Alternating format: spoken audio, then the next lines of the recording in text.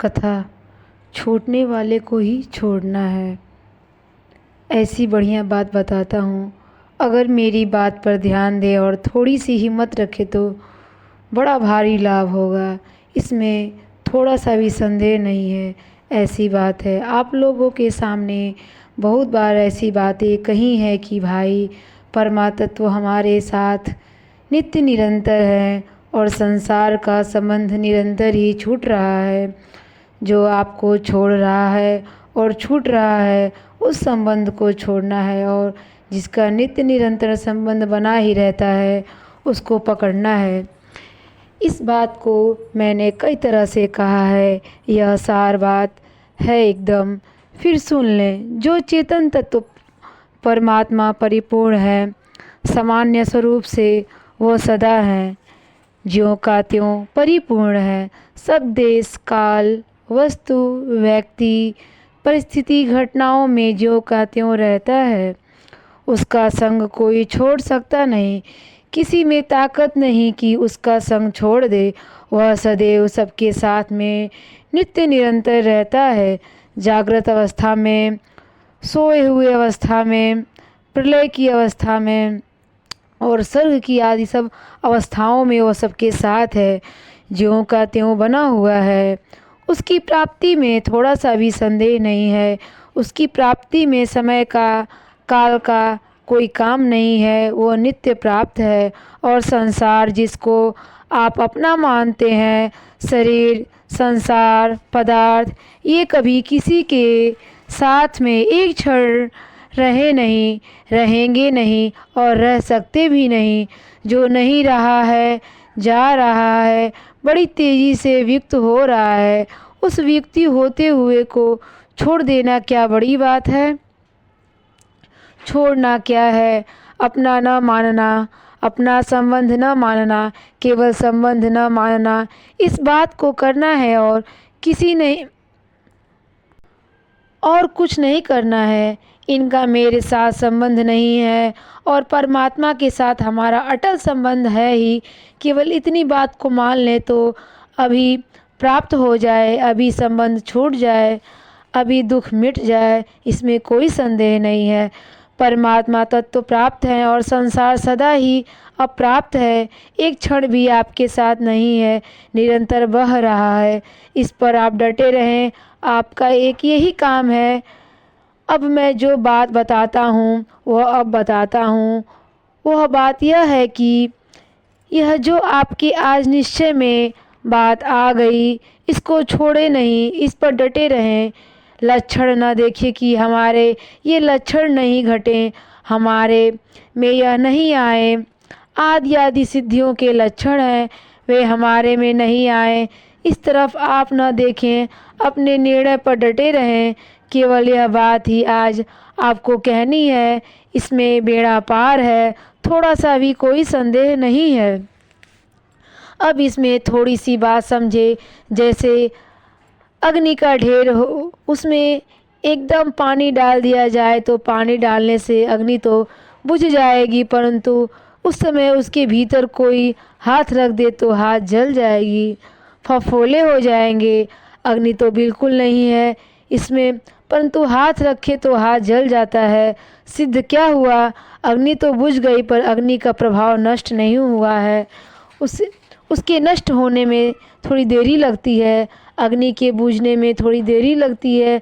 ऐसे ही वृक्ष काट दिया जाए, जड़ से काट कर अलग कर दिया जाए तो कट ही गया, अब पीछा हरा नहीं सकता, परंतु उसकी जो पत्तियां हैं वह कई दिनों तक गीली रहेंगी। पतली टहनी की पत्तियां जल्दी सूख जाएंगी, परंतु हरी टहनी की पत्तियां जल्दी नहीं सूखेंगी। पेड़ के पास अगर 5-10 पत्तियां हो, वह कई दिनों तक नहीं सूखेगी, तो इनके न सूखने पर भी वृक्ष हरा नहीं होगा। एक बार कट गया तो कट ही गया। इसी तरह से असत के साथ हमारा संबंध नहीं है, इसको काट दो। परमात्मा के साथ हमारा नित्य संबंध है, इसको मान लो, न मानो तो एक ही कर लो। परमात्मा के साथ संबंध को अभी रहने दो। संसार के साथ संबंध हमारा है ही नहीं, इसको काट दो, बिल्कुल नहीं है। कितना भी आपको दिखे, कितना ही आप पर असर हो जाए, कितनी भी वृत्तियाँ खराब हो जाएं तो भी इस निर्णय को मत छोड़ो, इसके साथ हमारा संबंध नहीं है। जैसे पेड़ कटने पर भी पत्ती हरी रहती है, ऐसे पुराने प्रभावों से असर पड़ जाए, वृत्तियाँ भी खराब हो जाएं तो भी इनसे घबराओ नहीं, इसमें समय लगेगा। जैसे आग पानी डालते ही बुझ गई, बुझने में समय नहीं लगा परंतु ठंडी होने में समय लगेगा। उसी तरह से परमात्मा तत्व है और संसार नहीं है, इसका संबंध नहीं है। संसार कैसा है कैसा नहीं है इसकी कोई ज़रूरत नहीं है, हमारे साथ इसका संबंध नहीं है। जैसे बाल्यावस्था के साथ हमारा कोई संबंध नहीं रहा, बूढ़े हो गए तो जवानी के साथ कोई संबंध नहीं रहा, वृद्धावस्था को के साथ कोई संबंध नहीं रहा, शरीर के साथ में संबंध विच्छेद हो रहा है। गर्भ में आए तब से लेकर 100 वर्ष की उम्र तक निरंतर वियोग हो रहा है। आपका वियोग तो है ही, अब इस बात को आप मान लें तो वियोग आपका हो गया, हो ही गया। अब उसका प्रभाव आपके दिखने में न आवे तो उसकी आप चिंता मत करो। इतनी बात मेरी मान लो, चाहे बोध होने में कई वर्ष लग जाए तो भी परवाह मत करो, परंतु कट गया इसमें थोड़ा सा भी संदेह नहीं है। जिसकी यह दृढ़ता होगी आपकी उतना जल्दी प्रभाव नष्ट हो जाएगा और इसमें ढिलाई करते रहेंगे। जहाँ प्रभाव नहीं दिखा पीछा इस बात को ढीला करते रहेंगे तो भाई उम्र भर भी शांति नहीं होगी, आपको दिखेगा नहीं, अनुभव भी नहीं होगा। इस बात को ढीला करते रहे तो एक ही बात पर आप कृपा करके आज दृढ़ता कर लें। भगवान कहते हैं उसकी निश्चय वाली बुद्धि एक ही होती है। भागवत गीता के 44वें भाग से लिया गया है। भोग और ऐश्वर्य में आसक्त उनकी बुद्धि निश्चय नहीं करती, तो बुद्धि के निश्चय न करने में एक तो रूपों के संग्रह का आग्रह है और एक सुख भोग का आग्रह है। ये दो महान आग्रह हैं, इसके सिवाय कोई बाधा नहीं है। मेरे रुपए रह जाएं, ज़्यादा संग्रह कर लूं और सुख भोग लूं, ये दो महान बाधाएं हैं, इनकी परवाह मत करो। सच्ची बात यही है, कितना ही रुपया प्यारा लगे, कितना भी भोग प्यारा लगे, परंतु ये छूटेगा जरूर ही। ख्याल करके सुनना बहुत दामी बात है। भोग कितना भी प्यारा लगे, इसको गलानी होती है, उससे उपरती होती है, उससे आप स्वयं संबंध विच्छेद करते हो। उसका तो आप आदर करते नहीं हो, संयोग का आदर करते हो। यह बड़ी भारी गलती होती है।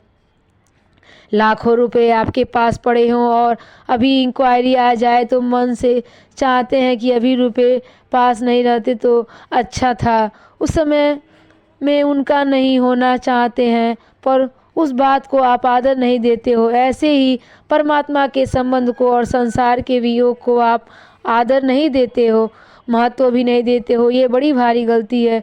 कोई गलती नहीं है, संसार के संयोग को आदर देते हो और परमात्मा के वियोग को आदर देते हो।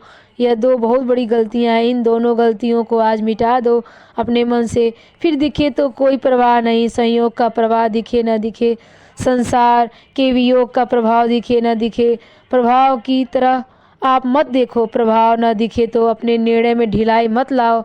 बिल्कुल सच्ची बात यही है। उसके सच्चेपन में कोई संदेह हो तो तर्क करो, विचार करो, पूछो, पुस्तकें पढ़ो, संदेह आने मत दो। वह संदेह जितना हो तर्क से दूर कर दो। परमात्मा का नित्य निरंतर हमारा संबंध है और संसार का संबंध नित्य निरंतर हमारे से मिट रहा है। इसमें कोई संदेह हो तो तर्क से दूर कर दो। परमात्मा का नित्य निरंतर हमारा संबंध है और संसार का संबंध नित्य निरंतर हमारे से मिट रहा है। इसमें कोई संदेह हो तो तर्क से चाहे जितनी आप शंका करो, परंतु उस निर्णय में आप शंका मत करो। निर्णय कर लेने के बाद आप संदेह भी मत करो। लड़का लड़की के संबंध के लिए सगाई नहीं हुई तब तक कई लड़के कई लड़कियां देखते हैं, संबंध होने के बाद देखते ही नहीं। अब तो हो गई सगाई, इसमें कोई संदेह मत करो। इसी तरह से हमारा भगवान के साथ संबंध था और है और रहेगा, कभी दूर भी नहीं होगा। ये सच्ची बात है। संसार का संबंध हमारा नहीं था, नहीं है, नहीं होगा, ना रहेगा। ये चारों बात याद कर लो। पहले संसार से संबंध नहीं था और आगाड़ी संसार का संबंध नहीं रहेगा। अभी संसार का संबंध वियुक्त हो रहा है और संसार का संबंध रह सकता नहीं। ये चार बातें हैं।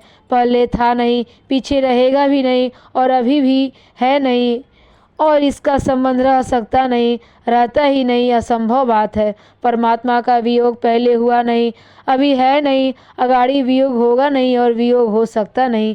भगवान की ताकत नहीं कि आपसे अलग हो जाए।